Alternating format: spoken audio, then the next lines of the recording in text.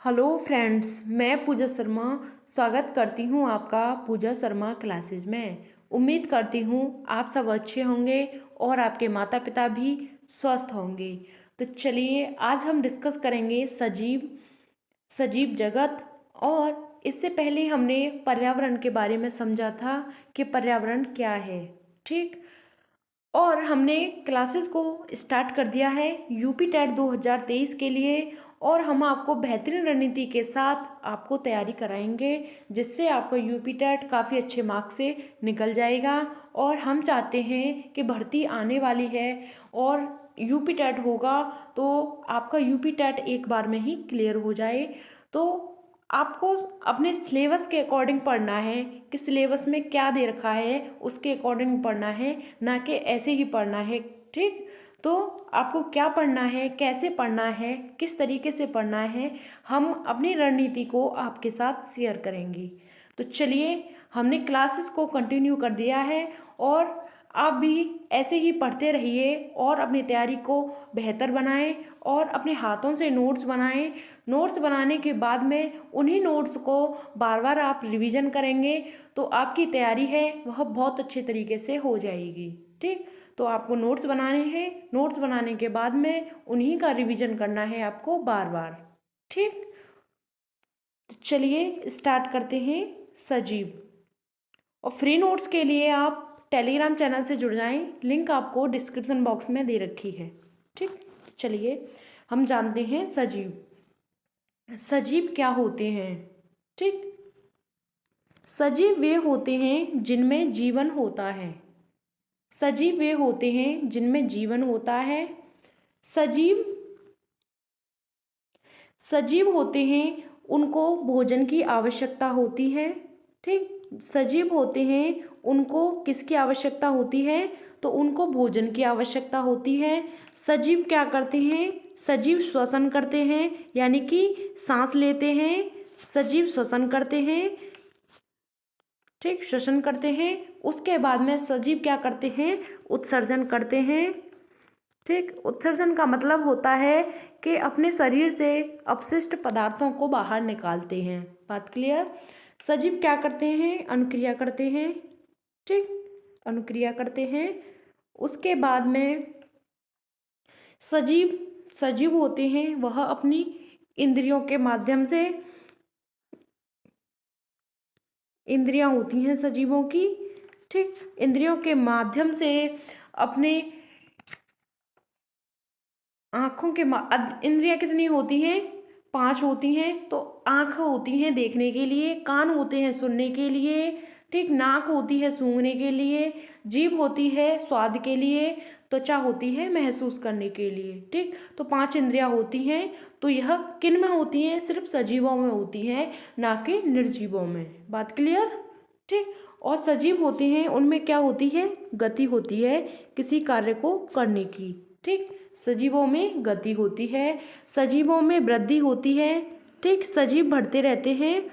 ठीक। वृद्धि होती है और सजीवों की मृत्यु हो जाती है। ठीक। सजीवों की ही मृत्यु हो जाती है। ठीक।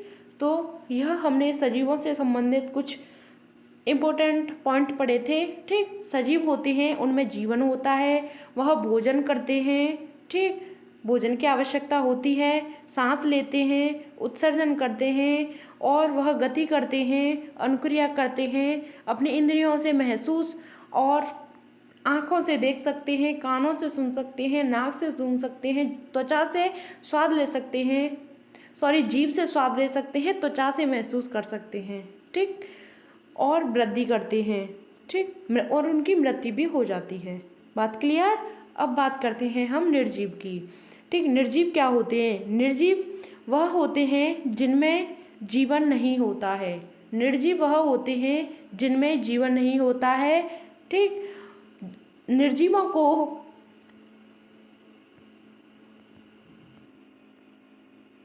निर्जीवों को भोजन की आवश्यकता नहीं होती है। ठीक। निर्जीवों को किसकी आवश्यकता नहीं होती है, भोजन की आवश्यकता नहीं होती है। सांस वह ले नहीं सकते, ना छोड़ सकते। उत्सर्जन नहीं कर सकते, गति नहीं होती, उनकी इंद्रियां नहीं होती, उनमें वृद्धि नहीं होती, वह जैसे के तैसे ही रहते हैं और अनक्रिया नहीं होती, उनकी मृत्यु भी नहीं होती। तो ऐसे क्या होते हैं निर्जीव? निर्जीव हमारे होते हैं जैसे जैसे निर्जीव होते हैं हमारे कुर्सी कुर्सी कुर्सी हमारी निर्जीव हो गई। कुर्सी, मेज की बात करते हैं, मेज, चारपाई, मतलब ऐसी चीज़ें होती हैं जो हम अपने डेली यूज में उन्हें हम जहाँ पर रख देते हैं वह वैसी की वैसी ही रहती हैं। ठीक, उनमें कोई परिवर्तन नहीं होता है, वह हमारी निर्जीव कहलाती हैं। ठीक, मेज। बात क्लियर? आगे बढ़ें। ठीक, हमने सजीव के बारे में जाना, हमने निर्जीव के बारे में जाना। अब हम आगे बढ़ते हैं। अब जानते हैं हम जीवों का जगत में विभाजन। ठीक, जीवों का जगत में विभाजन, तो किन किन जगतों में जीवों का विभाजन हुआ है? ठीक, 5 जगतों में जीवों का विभाजन हुआ है। तो वह 5 जगत कौन कौन से हैं उनके बारे में आइए जानते हैं। ठीक, 5 जगत हैं, कौन कौन से हैं? पहला आता है हमारा मोनेरा जगत। ठीक, पहला हमारा आता है मोनेरा जगत। ठीक, दूसरा होता है हमारा प्रोटिस्टा जगत। ठीक, तीसरा हमारा होता है कवक जगत। चौथा होता है हमारा पादप जगत और पांचवा होता है हमारा जंतु जगत। ठीक, जीवों का जगत में विभाजन पांचों में विभाजन हुआ है। कौन कौन से हैं 5? सबसे पहला आता है हमारा मोनेरा जगत, प्रोटिस्टा जगत, कवक जगत, पादप जगत और जंतु जगत। बात क्लियर? अब बात करते हैं हम मोनेरा जगत की। इन सभी जगतों के बारे में हम डिटेल से पढ़ेंगे, क्या होते हैं। ठीक, चलिए बात करते हैं सबसे पहले कि हम मोनेरा जगत की। ठीक, मोनेरा जगत क्या है? मोनेरा जगत जीवाणुओं का अध्ययन किया जाता है। इस जगत में किसका अध्ययन किया जाता है? तो इस जगत में जीवाणुओं का अध्ययन किया जाता है। ठीक, जीवाणुओं का अध्ययन किया जाता है। ठीक, जीवाणुओं का इसमें अध्ययन किया जाता है। और जीवाणु की खोज किसने की थी? तो एंटोनी वॉन लीवनहॉक ने जीवाणु की खोज की थी। ठीक, इसलिए इन्हें जीवाणु विज्ञान का जनक कहा जाता है।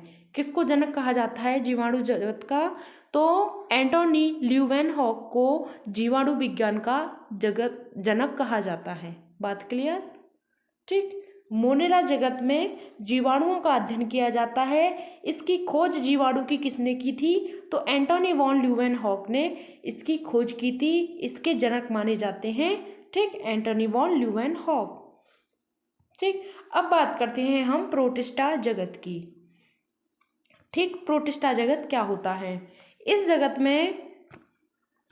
जगत के जीव होते हैं वह मुख्य रूप से जल में पाए जाते हैं। किस में पाए जाते हैं?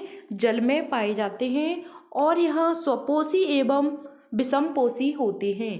कैसे होते हैं? यह स्वपोषी होते हैं और विषमपोषी होते हैं। जैसे कौन कौन से होते हैं? उदाहरण के लिए यहाँ पे दे रखे हैं हमने प्रोटोजोआ। ठीक, प्रोटोजोआ, अमीबा, पैरामीशियम। ठीक, यह हमारे जल में पाए जाते हैं और स्वपोषी एवं विषमपोषी होते हैं।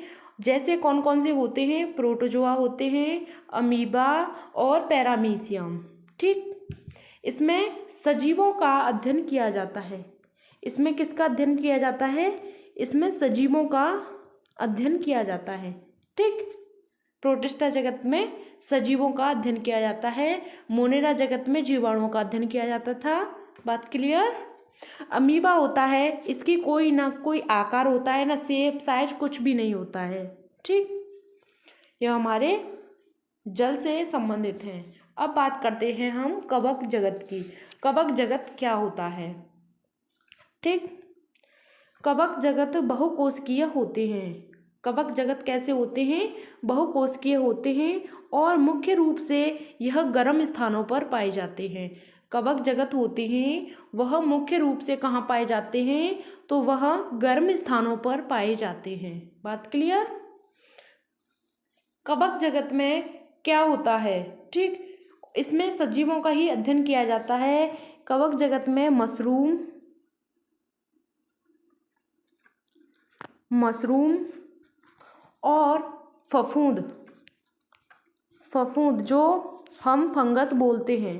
ठीक, फफूंद की बात करते हैं जो फंगस होती है।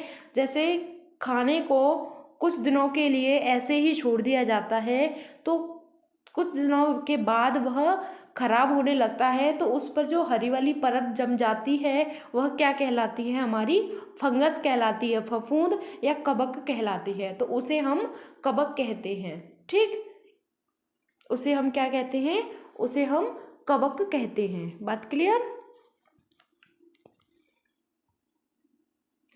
पादप की बात करते हैं। पादप जगत में क्या होता है कि पादप जगत में, इस जगत में पौधों के विषय में पढ़ा जाता है। किसके विषय में पढ़ा जाता है? इसमें पौधों के विषय में पढ़ा जाता है। और पादप जगत को ही हम क्या कहते हैं? एक दूसरा नाम है इसका फ्लोरा। ठीक, पादप जगत का दूसरा नाम है, क्या है? फ्लोरा। ठीक, फ्लोरा के नाम से इसे जानते हैं।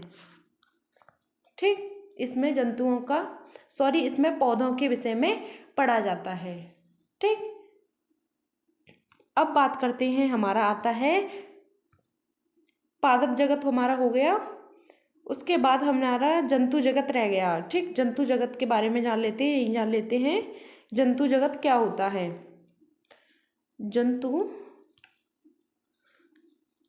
जंतु जगत, ठीक, जंतु जगत के बारे में जानते हैं। तो जंतु जगत को हम क्या कहते हैं? फौना के नाम से भी जानते हैं। किसके नाम से? फौना के नाम से जानते हैं। ठीक, इसमें किसका अध्ययन किया जाता है? नाम से ही पता चल रहा है, इसमें जंतुओं का अध्ययन किया जाता है। किसका अध्ययन किया जाता है? इसमें जंतुओं का अध्ययन किया जाता है। और हम इसे फौना के नाम से जानते हैं। बात क्लियर? इसे हम किसके नाम से जानते हैं? इसे फौना के नाम से जानते हैं। ठीक, यहाँ तक बात क्लियर। अब आगे बढ़ते हैं। ठीक, अब जानते हैं हम पौधों के प्रकार। ठीक, पौधे के प्रकार के बारे में जानते हैं। चलिए, पहला हमारा होता है साग। साग पौधे होते हैं, झाड़ी होती है, वृक्ष होते हैं। ठीक, साग पौधे होते हैं, झाड़ी होती है और वृक्ष होते हैं। यह हमारे 3 प्रकार के पौधे होते हैं आकार के आधार पर। किसके आधार पर होते हैं यह? आकार के आधार पर। ठीक, आकार के आधार पर यह हमारे 3 प्रकार के होते हैं, साग, झाड़ी और वृक्ष। ठीक, थोड़ा सा साग के बारे में जानते हैं, साग क्या होता है। ठीक, साग होते हैं, इनमें तना होता है, वह कोमल होता है और हरे रंग का होता है। तना कैसा होता है? कोमल होता है और हरा होता है। ठीक, तना होता है, कोमल होता है, हरा होता है। ठीक, और इसकी जो शाखाएं होती हैं, टहनियाँ होती हैं, वह नहीं होती हैं। उदाहरण के लिए साग क्या होते हैं? जैसे धनिया। ठीक, धनिया, गेहूँ, यह हमारे साग के अंदर आते हैं। धनिया हो गया, गेहूँ हो गए, आपके धान हो गए। ठीक, और मेथी हो गई आपकी। मेथी के साथ आपका पालक आ गया, आपका। ठीक, इस तरीके से। बात क्लियर? आगे बढ़ते हैं। अब जानते हैं हम झाड़ी के बारे में। झाड़ी क्या होता है? ठीक, झाड़ी होते हैं, इनमें जो तना होता है वह कैसा होता है? कठोर होता है। तना कैसा होता है इनका? कठोर होता है। और साग में क्या होता था? तना कोमल होता था और हरे रंग का होता था। ठीक, इनमें तना कठोर होता है। जैसे नींबू आ गया हमारा, नींबू के साथ साथ हमारा गुलाब आ गया। ठीक, तो यह हमारे झाड़ी टाइप के हो गए। ठीक, वृक्ष की बात करें, वृक्ष क्या होते हैं? ठीक, वृक्ष की बात करें तो यह, इनका तना होता है वह मोटा होता है। ठीक, तना कैसा होता है? तना मोटा होता है। तना मोटा होने के साथ साथ वह गहरे भूरे रंग के भी होते हैं। ठीक, उदाहरण के लिए जैसे हम बात करते हैं तो आम हो गया, अमरूद हो गई, जामुन हो गई, इस तरीके से हमारे वृक्ष के अंदर आते हैं। ठीक, नीम, पीपल आदि वृक्ष ऐसे आते हैं। ठीक, अब बात करते हैं पौधों के भाग के बारे में। ठीक, पौधों के भाग। ठीक, सभी पौधे में जड़, तना, पत्ती तथा फूल पाए जाते हैं। सभी पौधों में क्या होते हैं? जड़, तना और पत्ती, फूल यह होते हैं। ठीक, अब बात करते हैं हम कुछ विशेष पेड़ पौधों के बारे में। ठीक, कुछ विशेष पेड़ पौधों के बारे में बात करते हैं।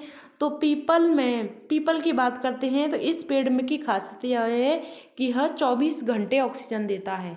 पीपल एक ऐसा पौधा है, ठीक, ऐसा एक वृक्ष है जो हमें 24 घंटे ऑक्सीजन देता है।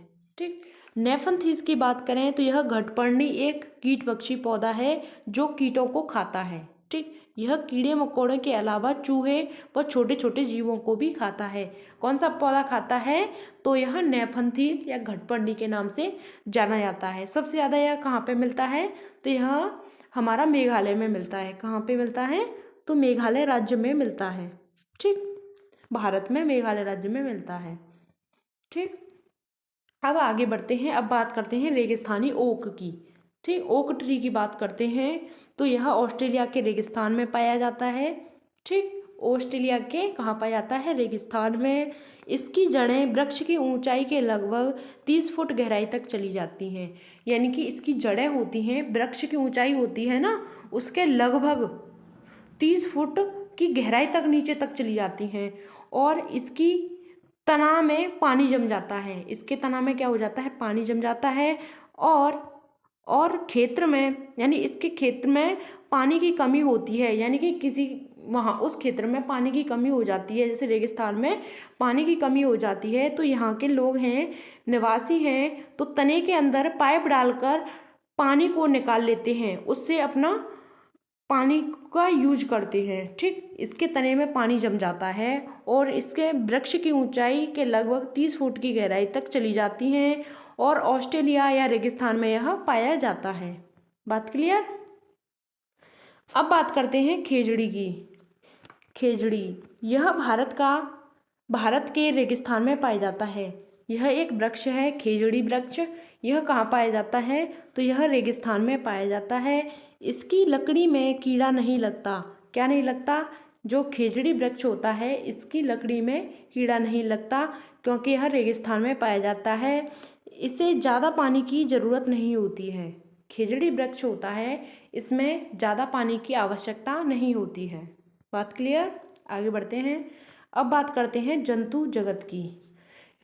जंतु जगत को अरस्तु को जंतु जगत का जनक कहा जाता है। अरस्तु को ही जंतु जगत का जनक कहा जाता है। इसने इस जगत में क्या होता है कि जंतुओं के बारे में पढ़ा जाता है। ठीक, जंतुओं के बारे में अध्ययन किया जाता है।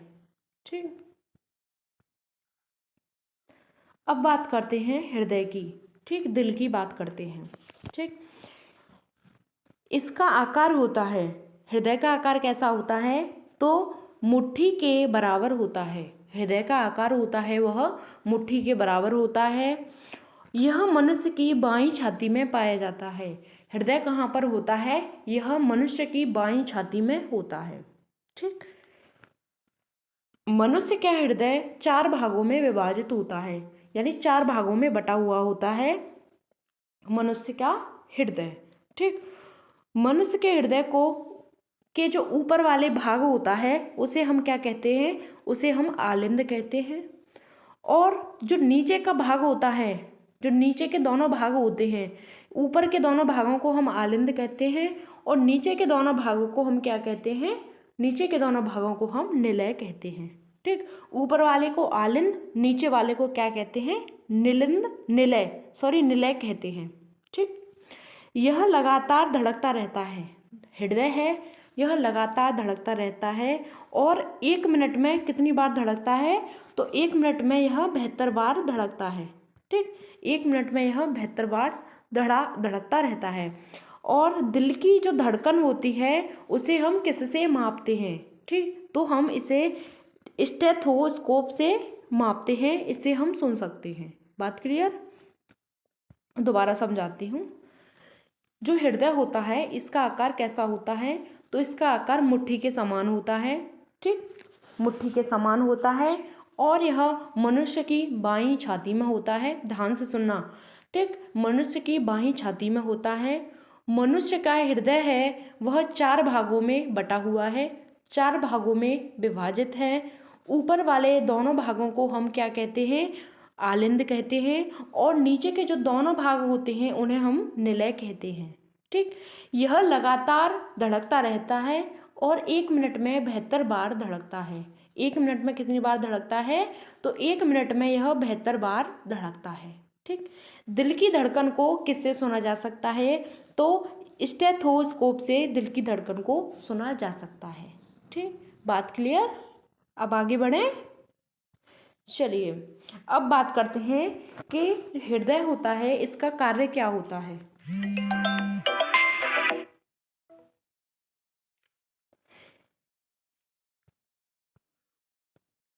यह रक्त को पंप करता है। क्या करता है? यह रक्त को पंप करता है ताकि रक्त है वह पूरे शरीर में जा सके। ठीक, हृदय होता है वह रक्त को पंप करता है ताकि जो रक्त है हमारे पूरे शरीर में जा सके। ठीक, आगे बढ़ते हैं। अब बात करते हैं धमनी की। धमनी क्या होती है और सिरा क्या होता है? ठीक, आपने पढ़ा होगा, इंटर में पढ़ा होगा धमनी और सिरा के बारे में, आपके पास बायोलॉजी होगी तो। ठीक, तो धमनी और सिरा क्या होता है? धमनी वह होती है जिनमें जिनमें ऑक्सीजन वाला रक्त बहता है, यानी कि धमनियों में ऑक्सीजन वाला शुद्ध रक्त बहता है। ठीक, धमनियों में कैसा रक्त बहता है? तो शुद्ध रक्त बहता है। और सिरा क्या होती है? सिरा में कार्बन डाइऑक्साइड वाला रक्त बहता है। सिरा में कैसा रक्त बहता है? तो कार्बन डाइऑक्साइड वाला रक्त बहता है। कार्बन डाइऑक्साइड वाला रक्त कैसा होगा? तो यह रक्त है वह अशुद्ध होगा। ठीक, धमनियों में कैसा रक्त बहता है? इनमें शुद्ध रक्त बहता है। और सिरा में कैसा बहता है? इनमें अशुद्ध रक्त बहता है। बात क्लियर? आगे बढ़ते हैं। मनुष्य में 4 प्रकार के रक्त समूह पाए जाते हैं।